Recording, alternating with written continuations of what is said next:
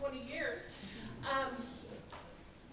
It's my pleasure this morning to introduce someone near and dear. I grew up in a family that was involved in libraries. I grew up in Napa, and my mother was involved in building the new library. She headed up the campaign for it. But to put that in perspective, the new library is a half century old. And so I grew up a long time ago. But it was really a good experience for me because I was in and out of the library, a couple times a week as a youth. We had all these wonderful programs, and those programs continue today. And in fact, I was kind of hoping Paul McGuire would be here because he told me recently that he thought that libraries were out of date and outmoded. And I was kind of shocked because the libraries are used more than they were in the past. And in fact, if you go to a local library, they're waiting at the door to get in. You have to shove them out the door to get them out at the end of the day. It's actually one of the most used benefits of our community. So having said that, I was on the Library Foundation for a lot of years. I recently retired from it to kind of work on the library tax and Measure I, which will be coming up very shortly. So Diana Harris became our executive director at the Library Foundation, a year and a half ago. Has served very well in that capacity, and she's going to be introducing some of the programs that are very specific to the foundation. Thank you.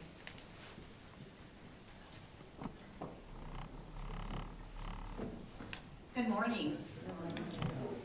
I want to thank President Judy and also Kathleen Ramos for inviting me, and I want to thank you for allowing me to speak with you this morning.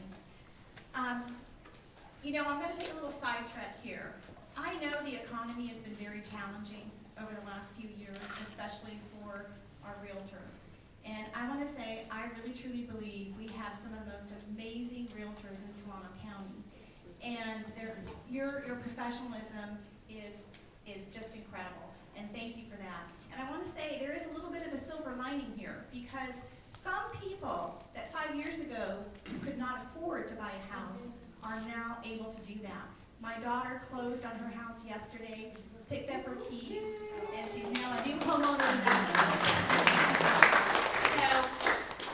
So, my nephew's out right now shopping for a house. So, I think that things are beginning to change, but I just want to say thank you so much for your professionalism and thank you so much for how you represent our community. Okay, the Library Foundation. How many of you know or have heard of the Library Foundation previously? All right, maybe I should say, who hasn't heard of the Library Foundation? All right, the Library Foundation was actually formed in 1994 specifically to address the needs of the library. During that time, there were issues going on at the state level, similar to what's happening today, and the funding for the libraries decreased considerably. How many of you remember libraries closing down, only available 3 or 4 days a week, and each branch had different hours you never knew when you could get to a branch. So one of the reasons the foundation was formed was to specifically help the libraries bring in funding so that we can keep the libraries open and not reduce staff. Okay, so the mission again is to support the libraries. What we do is we raise funds for programs that are not supported by tax dollars. And literacy programs are not supported by tax dollars. Some of those programs that we fund are things like Reach Out and Read. How many of you have heard of Reach Out and Read? Anyone? Okay, that's a pediatric program. We have 13 clinics in Solano County. We give books to those children at their well baby checkups. So twice a year, those children get books. We've raised over $1.6 million since the formation of the foundation, which is a considerable amount of money going back into our community. And I want to say thank you for putting together a charitable foundation. It's so important to give back to a community, whether it's the Library Foundation, whether it's another nonprofit. Nonprofits need your help, and so you stepping up make a big difference in what can happen in our community. Besides Reach Out and Read, we have Solano Kids Read. It's another program. This year, Solano Kids Read is focused on bullying, how to prevent bullying, how to deal with bullying. Bullying is a huge issue across our nation and unfortunately even in our community. So books are given to, last year was about, in 2009 it was about 2,400 kids in grades 4 through 8. The kids all read the same book at the same time. They read with their parent at home, they read with an adult at school, an author comes in and talks with them. It's just a wonderful program to engage students in learning.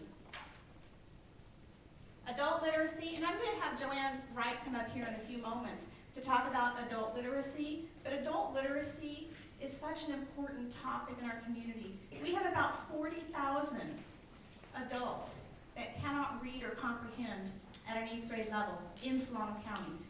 That's a huge number. And we've only got about 413,000 in Solano County, so that's almost 10%. We also, now Kathleen was talking about a comment that was made about libraries not being relevant. Libraries are absolutely relevant. There's a tutor.com program right now operating throughout the county. That tutor.com program is live homework help for students. It's also live career help for adults.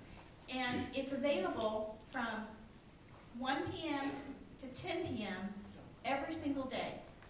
Students across the county, as long as they have a library card, can log on either at school in the computer lab, log on at home, or at the library to get help. And it's live homework help. They have a tutor that's specifically suited to their age level and specific to whatever the subject matter is.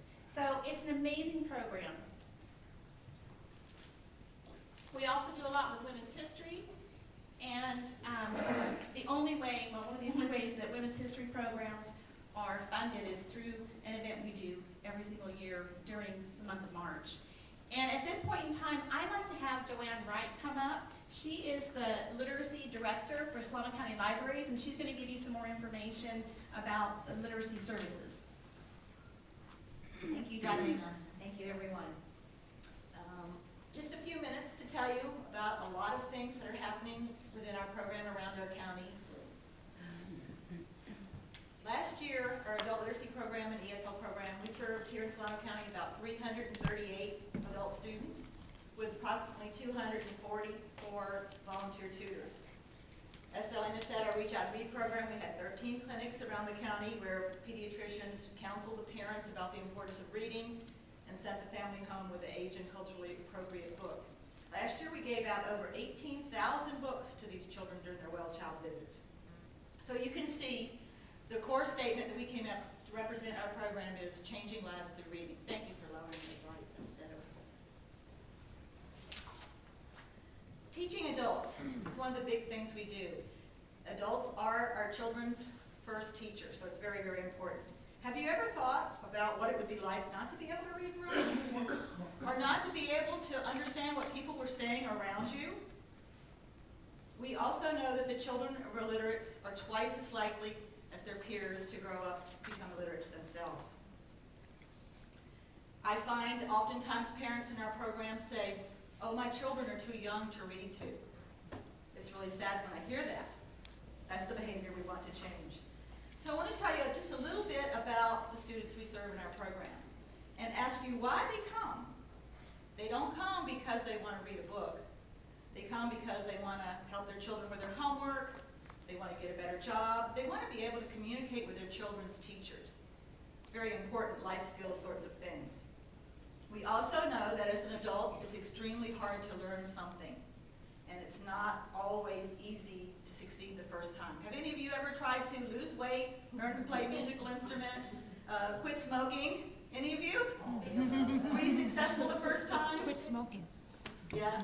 It's hard. It's really hard. So for our adults too, sometimes they'll come to us and then life gets in the way and they need to come back, and our door is always open to them. We do know too that adults learn very differently than children. When a child enters school, they have maybe 6 hours a day, 5 days a week, 9 months a year. Our adults meet with their tutors twice a week for about an hour and a half each time. So it's really important that the time that they spend with their tutor provides them what they need. We teach life skills. Is it more important to know the difference between the word bleach and the word poison, or apostrophe, how to put apostrophe S on a word? So those are the places that we kind of stress. Now we do have 4 programs. The adult basic literacy program, once again, it's an adult. It's someone who speaks English. Maybe English is their native language, maybe it's not. About 20% of our students in our program, English is their native language. And they meet with their tutors twice a week. We also have the family literacy program. And this is one of those adult students who has a child under the age of 5. The tutor works with that parent so that they can go home and be able to read to their children. They get extra resources once a month. They get a book kit that has a children's book in it and a Ladybug magazine and some craft activities. And these are the things that the tutor helps the student, the adult student, be able to be successful so they can take those things home and enjoy them with their children. The third program is our English as a Second Language program. Initially, we only started with basic literacy, but in about 2002, the library was doing a strategic plan. We asked around the county, what are some other things that you'd like to see us do? What services are we not providing? And we heard almost unanimously around the county an ESL program. So in 2002, we started this program. And you guys have all are probably far more aware than most, but that about 27% of Solano County speaks a language other than English in the home. So there are over 100,000 Solano County residents then who may not speak English well. The fourth program, Diana touched on, just as a reminder here, our Reach Out and Read program. The parents bring the children for well baby checks. The pediatrician counsels the parents about reading. They're getting a free brand new book, a gift book, all purchased by the foundation. And we give out a lot of books, like I said, 18,000 last year. The hidden problems. So Diana touched on this, but statistically, from the U.S. Department of Education, about 20% of the adults are functionally illiterate. So if you're in the line at the bank and there are 10 people in front of you, you count out 2 of those people and they probably are functionally illiterate. And another 34% are marginally literate. So they struggle with reading and writing problems. If you add those together, you've got almost 50% of our population who struggles with reading and writing. That's huge. We're one of the richest countries in the world, so why is this? There are a lot of reasons, but this one is a very interesting one that I'd just like to share with you. The average kindergarten student has seen more than 5,000 hours of TV, having spent more time in front of the TV than it takes to earn a bachelor's degree. Just one of those reasons.